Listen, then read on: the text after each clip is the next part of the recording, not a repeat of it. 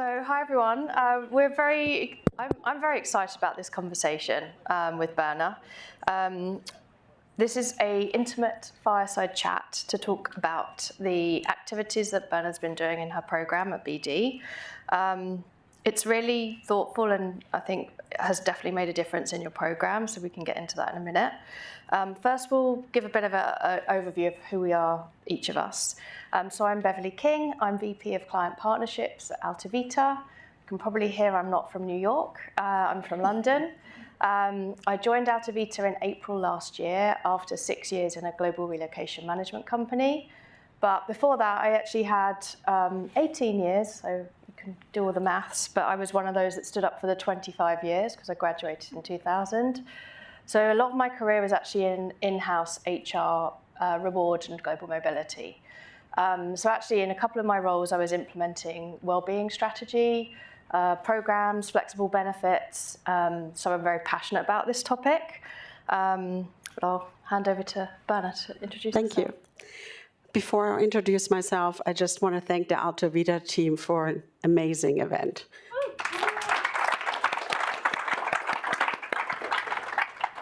So I'm Berna Anderson. I'm the Director for Global Mobility at BD.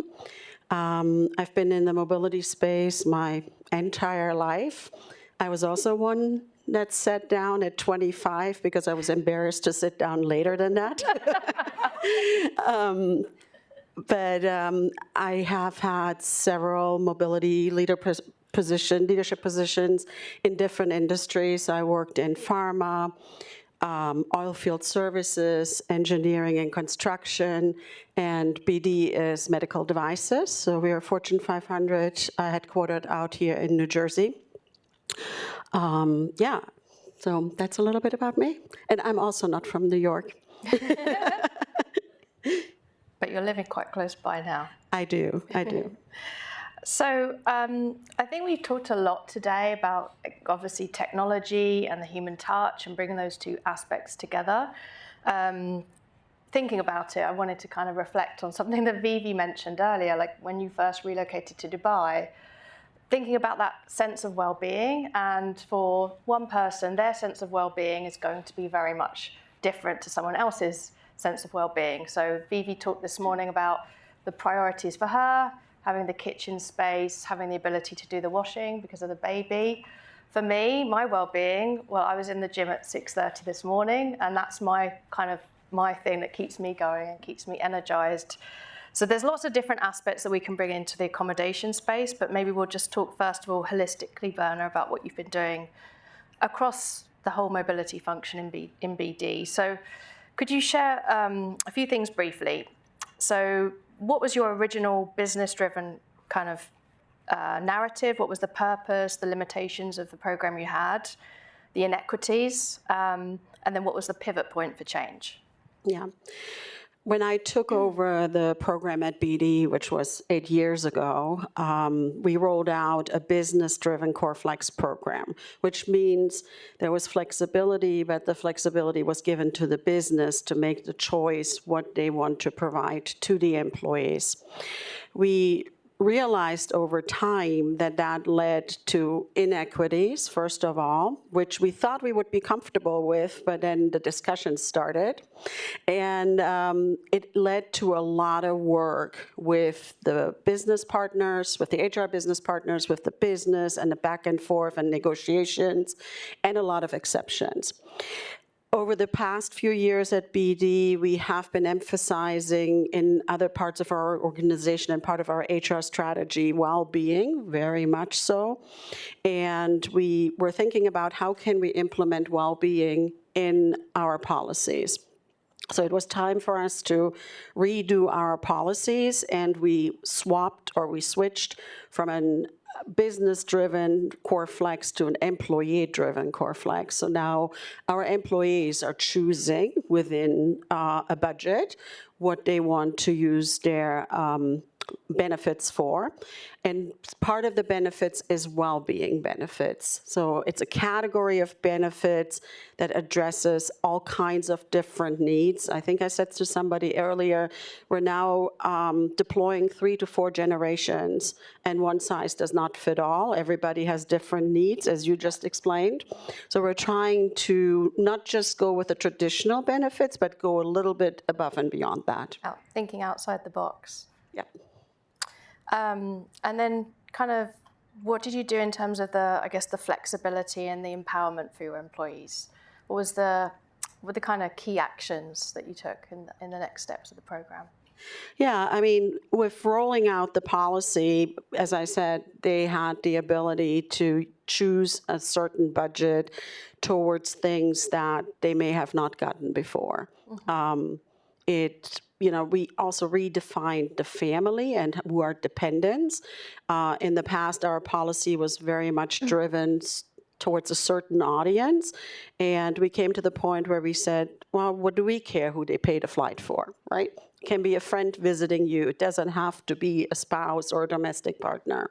So we switched that a little bit, and then we went further with the well-being and said, what if you going to Switzerland and you want to start skiing, and you come from a country where skiing is not a sport? Maybe we can support that. Or you want to transport your pet. It has fallen off the traditional benefits a lot lately because of cost. So we brought it back in those well-being benefits. Maybe just because we're talking about kind of the balance between what the employee wants and the business wants. Mm-hmm. So how did you bring the mindset to the business that this was the right approach, and everything that was being requested was not, I guess, over and above what the business should deliver? Yeah, we built the bridge to benefits and our HR strategy in general. I do remember when I did the presentation at our HR leadership meeting, and I made a comment about, well, if a spouse wants to take a yoga class, why would we not pay for the yoga class? And our CHRO was like, do not tell this to senior executives. But we've paid for yoga classes. But after a while, they understood where that was coming from, right? And it's also about when you relocate somewhere, it's not only about the benefits that you use there, it's also about how you experience them. For example, with accommodation, we pay really very much attention to where our people stay and whether they're comfortable. We're very pet friendly. If it needs to be a pet-friendly accommodation, we'll make that happen.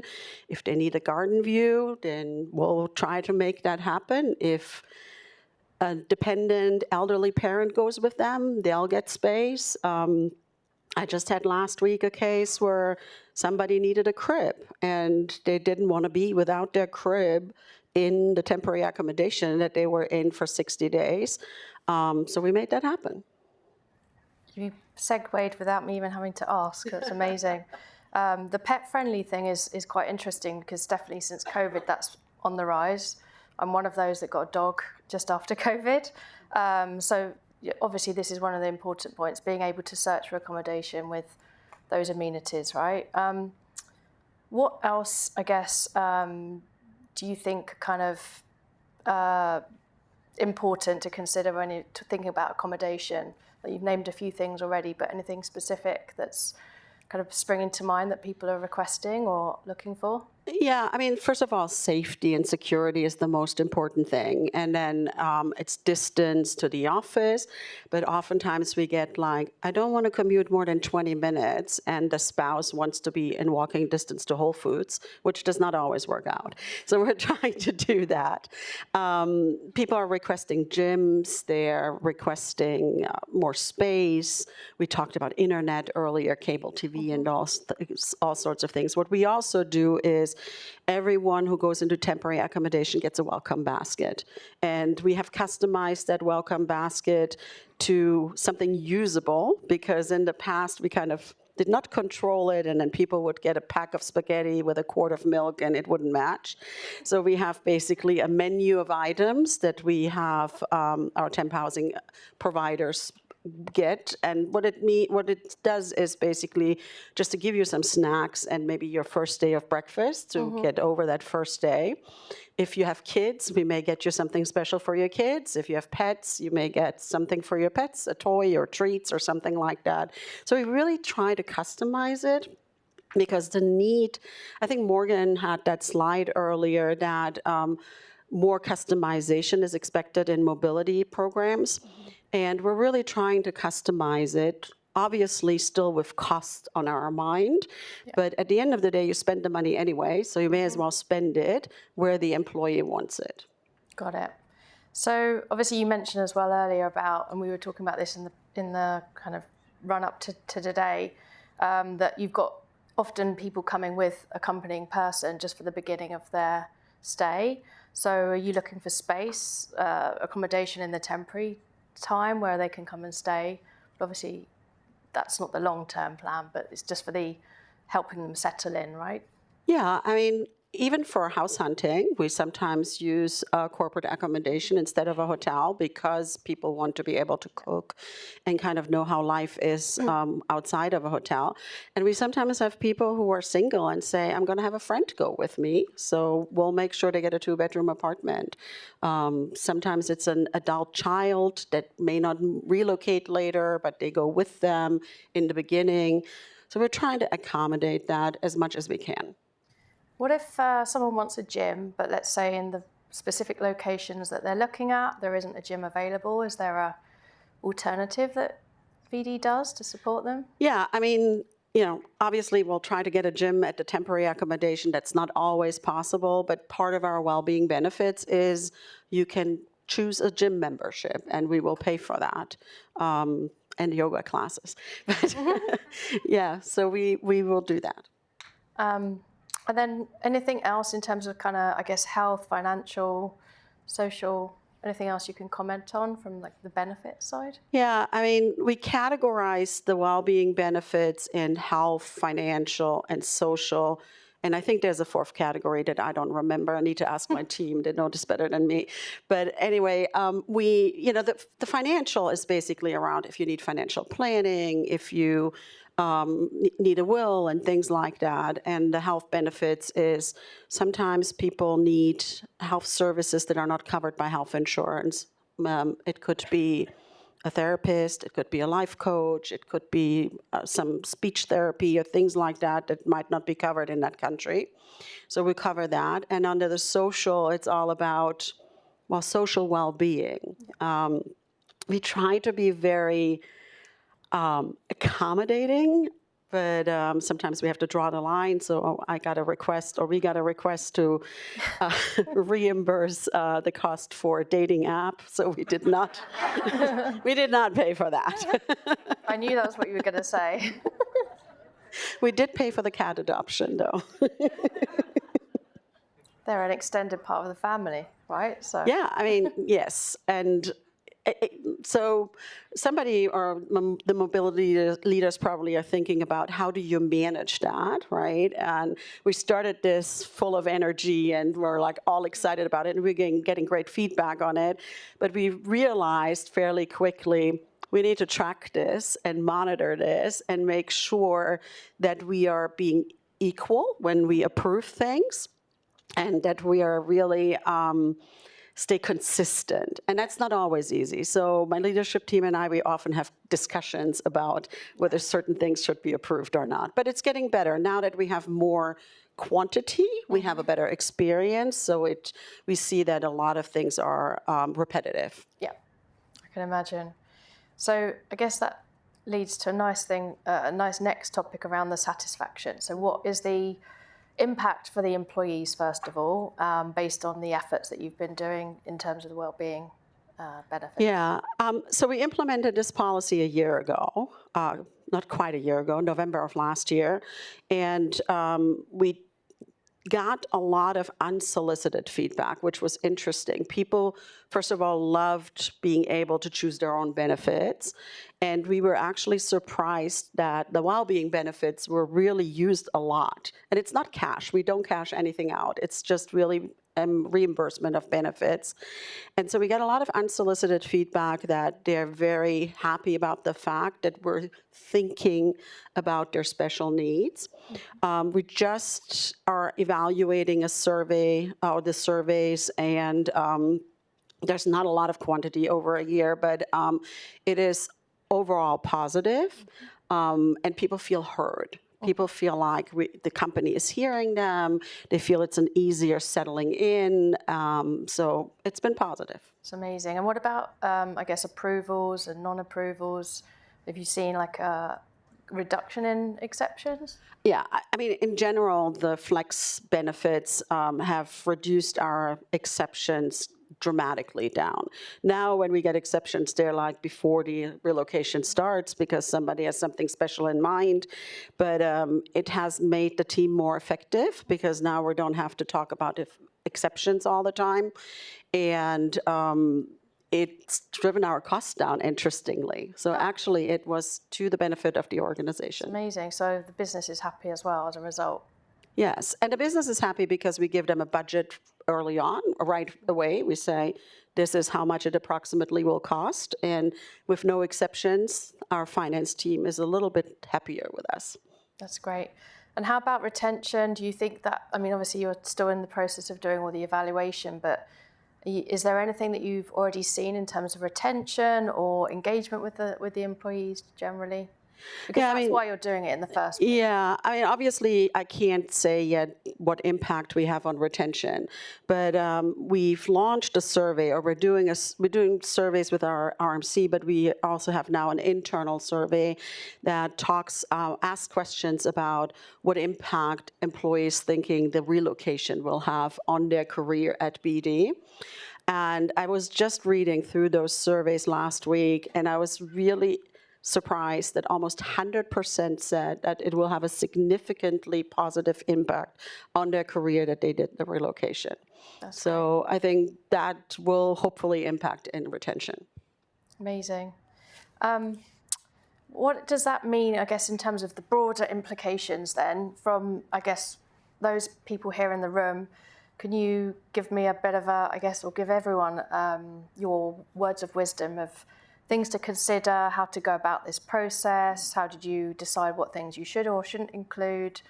Yeah, I don't know if my words are wise, but I think maybe just, I've been in the mobility field for a long time, and we've done a lot of things very similar for a long time. And being brave and just going outside of the box, as long as you have the right buy-in, you'll be surprised how your business actually reacts to it.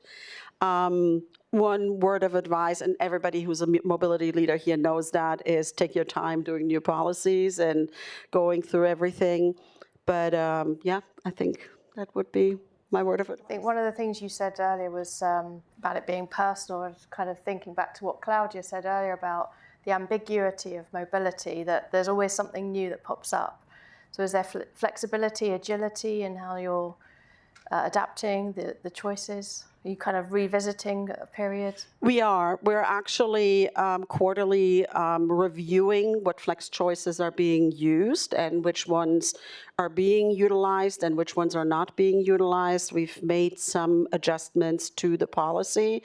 And yeah, this is not a surprise that people come up with all kinds of requests. And when you open it up to flexibility, you get more of those, are you serious kind of situations. But yeah, I think customization and well-being is not a luxury anymore. It's something that has to be a part of most policies when you think about talent retention, and attraction. Great segue. So do you feel that your employees I think one of the things with the temporary housing or even on an extended stay is that sense of belonging, the sense of home, because they're not actually in their long-term home, right? They're in a home from home. So Do you feel like it's creating a sense of belonging in the stay? Do you think these extra touches are making a difference? Absolutely. And we get that feedback. We always try to get temporary housing in the location where people want to be. That does not always work, but those little touches. We also do, I forgot that, the welcome basket, and then there's a welcome note from BD and things like that. We've gotten a lot of feedback people saying they feel like it's warm. Yeah. And it helps them to kind of settle in a little bit more.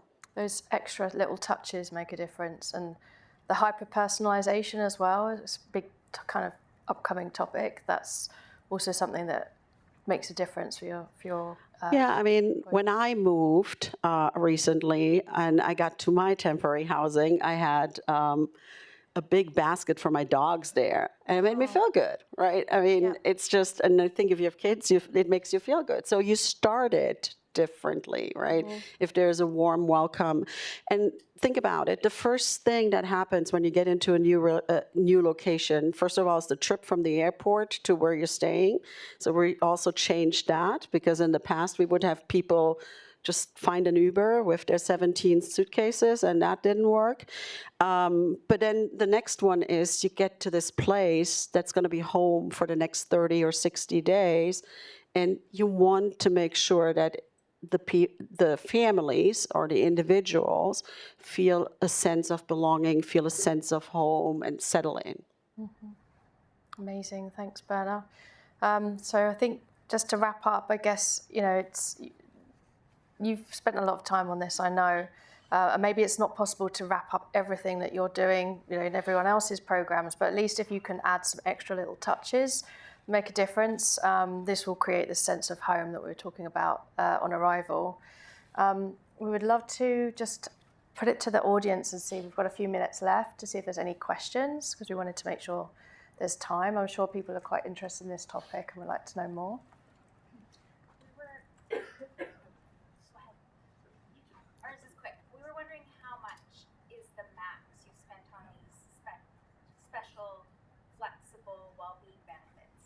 Yeah, without divulging numbers. Yeah. I would say if you think about a standard cost, it is less than 5%. It is, yeah. And that, in terms of the business benefit, do you think it's equal? The business benefit? Like, as in 5% spend is equivalent to, or is it, do you think it's, for me, I would say it's actually higher than 5% as a value. Oh, yeah. And that's the thing, right? Those small touches can make a huge impact. Yeah. It's not big money. We're not spending $20,000 on well-being benefits. We don't do that. But it's small touches, and the fact that people can actually choose them and use them towards what they want is, it's just makes them feel better. It's productivity gains, engagement in the company, retention, that's way more than that 5%, I would say. Oh, absolutely. And as I said, you spend the money anyway. You may as well spend it on that. Can I just add to that as well? One of the different WERC events, sorry, it's just on that one. It's just a comment. But as well, no one measures the cost of failure. Yep. Right? So this is, to your point, you have more product, more engagement, and it's more successful, then actually it may even be lower than that, because if you're not taking it into consideration, if it failed, like how much is that costing the company? Yeah, I mean, we do measure retention, but it doesn't tell you necessarily what was the failure. It's usually, a sum of errors that happen, unless it's a family thing. But you're right? Putting all the puzzle pieces together, that makes a successful relocation. Okay, we're done. That actually does. Kind of, what was driving this, though? I mean, what drove you to invest in this well-being benefit? And I have two questions, so don't let me go after this. But what was the primary driver? Was it failed assignments were high, or did you just have a cultural kind of shift or focus that was driving the well-being benefits being enhanced? Yeah, so the move from business flex to employee flex was because the policy didn't work, and we wanted to change that. The well-being was part of the overall well-being strategy within the organization, and we kind of were like, well, why don't we do that? I have to give credit to my team, I have to say. They are very creative, and they came up with a lot of great ideas.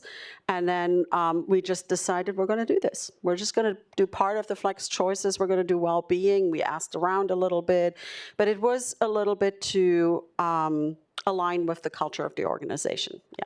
It's nice to hear an investment back into these kind of things. Usually you're hearing about what can we cut to save, and there's always unintended consequences when you do that. So Yeah, we're cost conscious too, though. of course, I would understand, but there's a payoff long term for the investment you're making, and that's I think that's the takeaway. All right, then the last question I had is you mentioned no cash allowances, so you don't cash somebody out if they don't use the benefit. Does that apply to all relocation benefits? Yeah, If so so, why? there is a possibility to get a cash allowance with a flex point or flex choice, whatever you want to call it.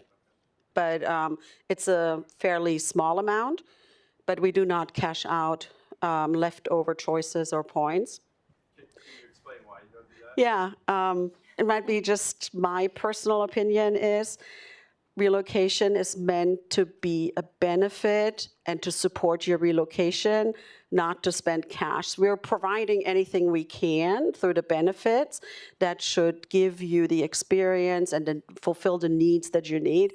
I'm not a big fan of lump sums. I'm not a big fan of cash allowances.